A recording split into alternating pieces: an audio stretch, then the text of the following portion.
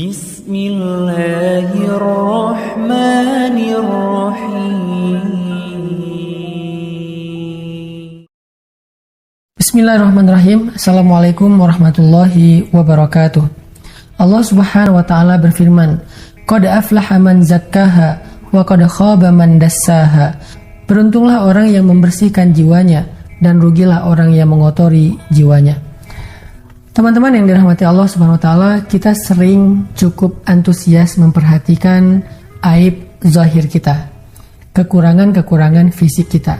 Ada orang yang sampai ngeluarin uang, biaya yang cukup besar untuk memperbaiki hanya bagian alis di wajahnya, hanya memperbaiki giginya yang mungkin dia anggap kurang rapih, atau memperbaiki posisi hidungnya, atau memperbaiki rambutnya yang dia mungkin ngerasa rambutnya kurang tumbuh lebat, atau memperbaiki wajahnya secara umum dengan skincare yang mahal.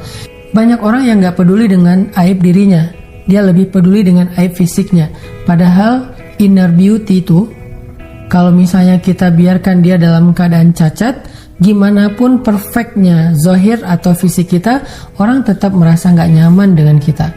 Kita juga gak akan mendapatkan penghargaan, respect dari orang lain hanya mengandalkan penampilan fisik, baik itu dari sisi tubuh kita maupun dari sisi aksesoris dan gimmick-gimmick kehidupan kita. Orang nyaman bukan hanya dari sisi fisik kita, orang nyaman dari karakter kita, behavior kita, inner beauty kita. Sehingga kata ulama, untuk mengetahui aib diri ada 4 cara yang bisa kita tempuh. Siapa yang menempuh 4 cara ini, dia akan tahu aibnya dan dia akan bisa mengobati aib tersebut. 1. Meminta nasihat kepada guru yang punya basirah, guru yang solih, guru yang dekat dengan Allah, guru yang punya hikmah, yang dia bisa melihat sesuatu di balik yang zahir. Maksudnya dia bisa melihat yang gaib, bukan. Guru yang memiliki kepekaan terhadap sesuatu yang tidak terlihat. Kalau dalam bahasa Utsman bin Affan, guru yang memiliki farasah, firasat yang kuat. Salah satu kisah tentang ini adalah kisah yang fenomenal tentang seorang ulama besar, Imam Asy-Syafi'i. Satu hari Imam Asy-Syafi'i pergi ke pasar dan secara nggak sengaja, namanya juga di pasar, kalau sekarang mungkin kayak di mall, Imam Syafi'i nggak sengaja melihat aurat seorang perempuan yang tersingkap karena sedang di pasar, sedang beraktivitas.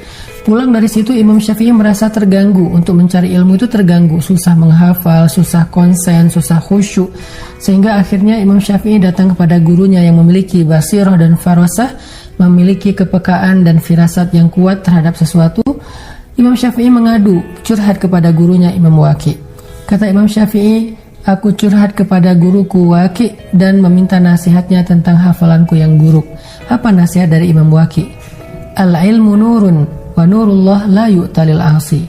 Ilmu itu cahaya, dan cahaya Allah tidak diberikan kepada pendosa.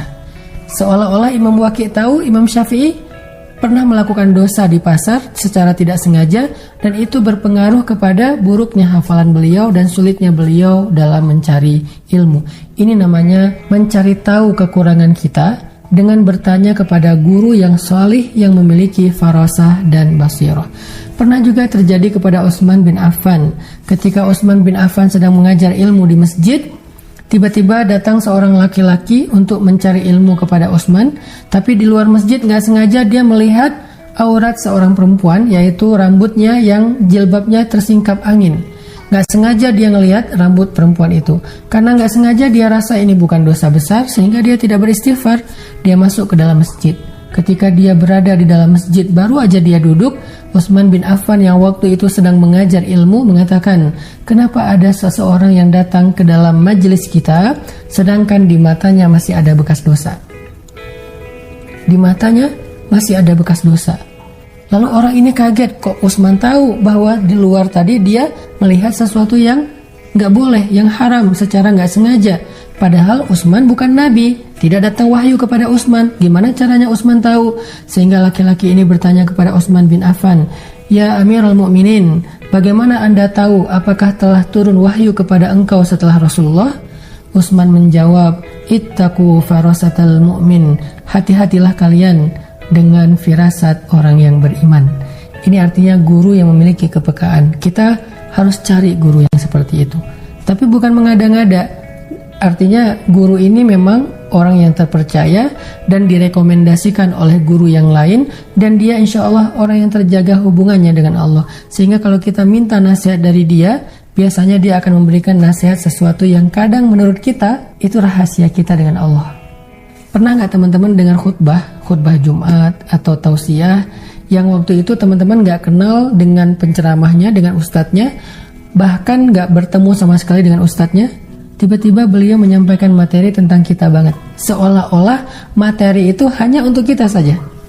Seolah-olah beliau baru dengar curhat dari kita. Seolah-olah beliau tahu betul rahasia kita. Sehingga kita tiba-tiba merasa seperti dibuka semua rahasia oleh beliau. Itu adalah cara kita mencari tahu aib kita. Sehingga dengan kayak gitu kita tahu apa yang harus kita perbaiki. Kedua, cara mengetahui aib kita, carilah teman yang bisa berkata jujur dan sayang kepada kita karena Allah Subhanahu wa taala. Umar ibn Khattab pernah meminta nasihat kepada Huzaifah ibn Yaman. Kata Umar, "Wahai Huzaifah, engkau tahu nama-nama orang munafik karena engkau penjaga rahasia Nabi. Maka kalau boleh saya tahu apakah Nabi menyebutkan nama saya termasuk di antara orang-orang munafik?" Huzaifah tersenyum mengatakan, "Tidak, wahai Amirul Mukminin, engkau tidak termasuk orang munafik." Kemudian Umar mengatakan, "Rahimallahu imro'an ahda ilayya uyubi." Semoga Allah merahmati seseorang yang telah memberikan saya petunjuk terhadap kesalahan saya, yang telah menunjukkan apa kesalahan saya. Umar suka kepada orang yang bisa menunjukkan kesalahannya ketimbang kebaikannya. Kalau kita kebalik ya, kita senang dengan orang yang bisa menunjukkan kebaikan kita, memuji kita, menyebut-nyebut kebaikan kita, padahal itu bisa menggugurkan pahala kebaikan kita. Tapi kita akan ilfil banget, bete banget, marah dan kecewa kepada orang yang menunjukkan kekurangan kita. Sebaliknya, Umar benci kepada orang yang menyebut-nyebut kebaikan dia, tapi sangat suka dan berterima kasih kepada orang yang bisa menunjukkan kekurangannya. Inilah bedanya kita dengan Umar bin Khattab. Makanya Umar selalu bisa memperbaiki diri, islahul fard, memperbaiki dirinya karena dia selalu mencari tahu apa aib dirinya lewat saudaranya. Yang ketiga, kita bisa mencari tahu aib kita, kata ulama, dari lisan a'da, dari lisannya orang-orang yang membenci kita, haters. Kadang-kadang hate speech, hate comment yang ada di sosial media itu nggak selalu sesuatu yang merugikan kita. Kadang-kadang kalau kita mau melihatnya dari angle yang baik, itu bisa menjadi semacam nasihat buat kita. Ketika dia mengatakan Arya, itu walaupun maksud dia menuduh kita, menghakimi kita, tapi coba kita melihat dari angle yang berbeda. Dia sedang menasihati kita.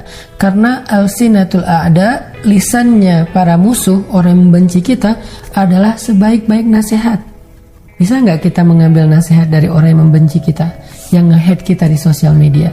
Kalau kita bisa, berarti kita termasuk orang yang bisa memperbaiki aib diri sendiri. Dan yang keempat, kalau kita pengen tahu aib kita, bergaullah. Ketika kita bergaul, coba perhatikan sebanyak apa orang yang merasa nyaman dan tidak nyaman dengan kita. Kalau banyak orang yang merasa nggak nyaman dengan kita, jangan salahkan mereka, tapi salahkan diri kita, karena itu adalah cermin untuk kita. Kata Nabi, mukmin itu cermin bagi mukmin yang lain. Kalau kita bergaul dengan orang-orang soleh dan mereka merasa nyaman dengan kita, insya Allah kita termasuk orang soleh. Tapi kalau kita bergaul dengan orang soleh dan mereka merasa gerah dan gak nyaman dengan kita, maka bercerminlah dari mereka. Jangan-jangan memang ada aib yang harus kita perbaiki pada diri kita. Satu, kalau pengen memperbaiki aib, cari tahu aib kita dari orang soleh.